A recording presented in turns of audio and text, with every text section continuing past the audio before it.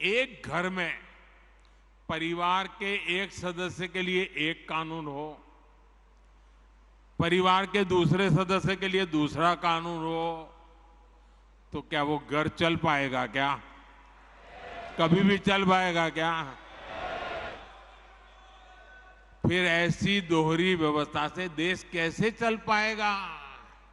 तो अभी आपने जो ये वीडियो देखा, इसमें प्रधानमंत्री मोदी जिस चीज़ के बारे में बात कर रहे हैं, ये है यूसीसी यानी यूनिफॉर्म सिविल कोड। अब इस यूनिफॉर्म सिविल कोड का मामला फिर से गर्माता हुआ नज़र आ रहा है, क्योंकि अभी हाल के कुछ स्पीच में मोदी ने फिर से इस चीज़ की बात की और उसी के साथ साथ बीजेपी के मेजर एजेंडों में से एक तो यूसीसी हमेशा से रहा ही है। तो ये यूसीसी क्या है, हो सकता है आप में से कई सारे लोग इसको पहले से ही जानते हो, लेकिन जो नहीं जानते उनके लिए आसान भाषा में मैं इस वीडियो में आपको बताने वाला हूँ कि यूसीसी क्या है, क्यों इसको देश में लागू करने के लिए इतने समय से इंतज़ार किया जा रहा है और क्यों एक वर्ग इस चीज़ को लाने के अगेंस्ट में है, इसके फ़ायदे और नुकसान क्या क्या हैं, इन हर चीज़ों पर आज इस वीडियो में हम बात करेंगे। तो चलिए बिना किसी देरी के वीडियो को शुरू करते हैं।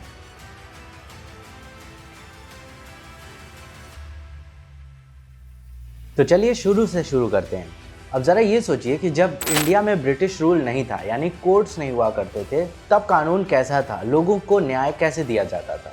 तो पहले हिंदुओं में शास्त्रों के अनुसार से लोगों को न्याय दिया जाता था। जो पंडित थे वो शास्त्रों का इंटरप्रिटेशन करते थे और राजा महाराजा उन नियमों को फॉलो अप करवाते थे। हमारे जीवन से जुड़ी हर समस्या का समाधान हमारे शास्त्रों में दिया हुआ है, जिसके बारे में पंडितों को ज्ञान होता था। वो उन्हीं शास्त्रों को पढ़ करके उस नियम को बनाते थे और पब्लिक में उस चीज़ को फॉलो अप किया जाता था। ठीक इसी तरह मुस्लिमों में है शरिया लॉ, जिसके अकॉर्डिंग काजी जो होते हैं वो लॉ को इंटरप्रेट करते हैं और नवाब्स उनको फॉलो अप करवाते थे। लेकिन फिर भारत में आते हैं ब्रिटिशर्स और वो इस्टेब्लिश करते हैं यहाँ का न्यू लॉ एंड ऑर्डर और वो बनवाते हैं यहाँ पे कोर्ट रूम्स। जब कोर्ट्स बनते हैं तो उसके बेसिकली 3 लॉज बनाए जाते हैं, क्रिमिनल लॉ, कॉमर्शियल लॉज और सिविल लॉज। अब इसमें सबसे मेन फैक्टर ये है कि ब्रिटिशर्स ने कॉमर्शियल लॉ और क्रिमिनल लॉज को तो फॉलो अप करवाया, यानी कि किसको कितना भत्ता मिलना चाहिए, पेंशन मिलनी चाहिए नहीं मिलनी चाहिए, कब किसको कितनी नागरिकता मिलनी चाहिए, इस तरह के सारे लॉज कॉमर्शियल लॉज में आते हैं। और क्रिमिनल लॉज यानी कि अपराध होने पर कितनी सज़ा मिलनी चाहिए, कब मौत की सज़ा मिलनी चाहिए, कब आजीवन कारावास मिलना चाहिए, इस टाइप की जितनी भी सज़ाएं होती हैं या जितने भी न्याय की प्रक्रिया होती है उसे क्रिमिनल लॉज में रखा जाता है। अब इन दोनों लॉज पर तो ब्रिटिशर्स ने खूब ध्यान दिया और इसे फॉलो अप भी करवाया, लेकिन जब बात आती है सिविल लॉज की यानी अमानव अधिकार की, तो उस पर उनकी कोई दिलचस्पी नहीं थी, क्योंकि वो यहाँ पर भारत को लूटने आए थे और ना कि किसी चीज़ का विस्तार करने या मानव अधिकार पर काम करने के लिए।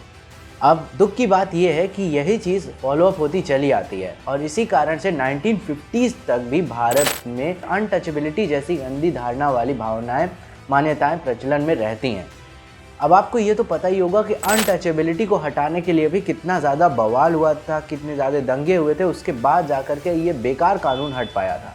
यूसीसी को आर्टिकल 44 में रखा गया है और इसमें धर्मनिरपेक्षता की बात कही गई है, यानी कि पूरे देश में ऐसा कानून होना चाहिए जो कि हिंदू, मुस्लिम, सिख, ईसाई, आदमी, औरत सबके लिए समान हो।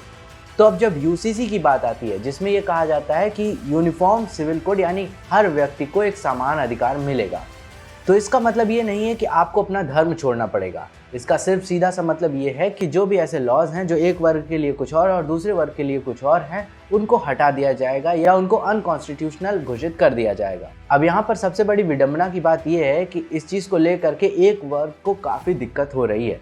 जी हाँ, मैं बात कर रहा हूँ मुस्लिम वर्ग की, जिनका कहना है कि इस कानून को लाने का मकसद है उनका शोषण करना, उनके ऊपर अत्याचार किया जा रहा है, इससे उन्हें अपने कल्चर को फॉलो करने से रोका जा रहा है, जबकि ऐसा बिल्कुल भी नहीं है। उल्टा आयरनी ये है कि इस लॉ के आने के बाद मुस्लिम महिलाओं को वो सारे अधिकार प्राप्त हो जाएंगे जो अभी उन्हें उनके पर्सनल लॉज नहीं देते हैं। मुस्लिम महिलाओं को आज भी ये अधिकार नहीं है कि वो मेंटेनेंस क्लेम कर सकें। 3 तलाक जैसे केसेस को हटाने के लिए भी आपको पता ही होगा कि कितना बवाल होने के बाद वो सारे केसेस हट पाए हैं। इसी के साथ मुस्लिम महिलाएं बच्चे अडॉप्ट नहीं कर सकती, मुस्लिम महिलाओं की शादी की अभी भी मिनिमम एज फिक्स नहीं है उनके पर्सनल लॉज में, मुस्लिम महिलाओं को अपने माता पिता की प्रॉपर्टी से कोई भी हिस्सा नहीं दिया जाता है।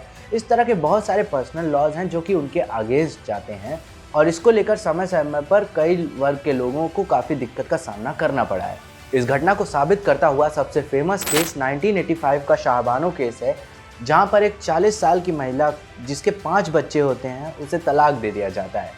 जब वो महिला तलाक हो जाने के बाद सीआरपीसी की सेक्शन 125 के तहत मेंटेनेंस क्लेम करती है, तो मुस्लिम पर्सनल लॉ उसके अगेंस्ट ही केस फाइल कर देता है और सुप्रीम कोर्ट का इसको लेकर फैसला ये आता है कि महिला को मेंटेनेंस क्लेम मिलना चाहिए।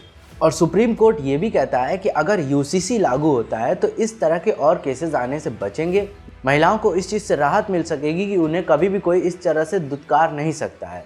आखिर इतनी ज़्यादा उम्र में महिला अपने रोज़मर्रा की ज़िंदगी को बिताने के लिए क्या करती, लेकिन उस वक्त राजीव गांधी की सरकार ने अपने फ़ायदे के लिए इस फैसले को बदल दिया और उस महिला को उसका अधिकार देने के बजाय मुस्लिम वुमेन एक्ट 1986 लागू किया जाता है, जिसमें यह कहा जाता है कि कोई भी मुस्लिम वर्गीय महिला मेंटेनेंस क्लेम नहीं कर सकती है। अब सोचिए ज़रा कि इस तरह के कितने सारे ऐसे केसेस हैं जो कि मुस्लिम वर्ग की ही महिलाओं के अगेंस्ट में होते रहते हैं और यूसीसी के लागू होने के बाद ऐसे केसेस को हैंडल किया जाना आसान हो जाएगा। तो इसका सबसे बड़ा फ़ायदा मुस्लिम वर्ग की महिलाओं को ही मिलने वाला है और विडंबना ये है कि मुस्लिम वर्ग को ही इस चीज़ को लेकर काफ़ी दिक्कत हो रही है, क्योंकि हिंदू और अन्य वर्ग की महिलाओं को तो ये सारे अधिकार ऑलरेडी पहले से ही प्राप्त हैं। और क्योंकि कॉन्स्टिट्यूशन हमेशा सबसे ऊपर होना चाहिए, उसके बाद ही कोई पर्सनल लॉज को आना चाहिए, इसलिए यूसीसी हमारे लिए ज़रूरी हो जाता है। मगर आज भी कई सारे वर्ग के लोग ये मानते हैं कि उनके पर्सनल लॉज कॉन्स्टिट्यूशन से भी ऊपर हैं और उनके लिए पहले उनके धार्मिक लॉज इम्पॉर्टेंट हैं रैदर दैन उनका देश। तो इसी कन्फ्लिक्टिंग सोच से वजह से यूसीसी आज भी लागू नहीं हो पाया और अभी तक जितनी भी सरकारें आई वो इसी डर से ये फैसले नहीं ले पाती, क्योंकि उन्हें ये लगता है कि अगर वो लोगों के अगेंस्ट पे जाके फैसला ले लें तो कहीं माइनॉरिटी वर्ग से उनका वोट बैंक ना छिन जाए। और बस कुर्सी पर बने रहने का यही डर कोई भी अच्छे कानून को लागू करने के लिए हमेशा बाधा बनता आया है। तो चलिए आपको बताते हैं कि यूसीसी के आने के बाद कौन कौन से मेजर पर्सनल लॉज हैं जिनमें चेंजेस किए जा सकते हैं। नंबर 1, जहाँ पर बाकी सारे धर्मों में सिर्फ एक शादी करने की बात कही जाती है, वहीं पर मुस्लिम धर्म में पर्सनल लॉ के चलते ये छूट है कि वो 4 शादियाँ कर सकते हैं। नंबर 2, महिलाओं को तलाक के बाद अपने पति से मेंटेनेंस का खर्चा लेने का कोई भी अधिकार नहीं प्राप्त है। नंबर 3, मुस्लिम वर्ग में आज भी शादी के लिए एक मिनिमम एज फिक्स नहीं की गई है, जबकि वहीं पर भारत में लड़कों के लिए 21 और लड़कियों के लिए 18 एज मिनिमम फिक्स की गई है शादी के लिए, जबकि इसमें मुस्लिमों को छूट दी गई है। यूसीसी के आने के बाद उनके लिए भी एक मिनिमम एज फिक्स कर दी जाएगी ताकि कम से कम उनकी लड़कियां ग्रेजुएशन तो कर सकें। इसके अलावा मुस्लिम वर्ग की महिलाएं अपने माता पिता की प्रॉपर्टी से कोई भी हिस्सा क्लेम नहीं कर सकती, जबकि हिंदुओं में इस चीज़ का अधिकार महिलाओं को प्राप्त। यूसीसी के आने के बाद मुस्लिम महिलाएं भी बच्चे अडॉप्ट कर सकेंगी, जो कि अभी पर्सनल लॉ उन्हें यह अधिकार नहीं देता है। तो ये थे ऐसे कुछ मुस्लिम पर्सनल लॉज जिनके तहत मुस्लिम वर्ग की महिलाओं को आज भी शोषण का शिकार होना पड़ता है। तो इसी के साथ यूसीसी क्या है, इसके आने के बाद क्या क्या चेंजेस हो सकते हैं, ये मैंने आपको बहुत आसान तरीके से समझाने की कोशिश की है। विश्व के अधिकतर देशों में ये नियम फॉलो किया जाता है, पर अनफॉर्चुनेटली भारत में अभी भी इस नियम को लाने के लिए बहस चल रही है। America, Ireland, Malaysia, Indonesia, Sudan, Egypt, इन सारे देशों में यूसीसी कोड ऑलरेडी लागू हो चुका है काफ़ी टाइम पहले ही। तो आपके इस पे क्या विचार है हमें कमेंट सेक्शन में ज़रूर बताइएगा। वीडियो पसंद आई हो तो लाइक ज़रूर करिएगा। ऐसे इन्फॉर्मेटिव वीडियोस को देखते रहने के लिए चैनल को सब्सक्राइब करना ना भूलें।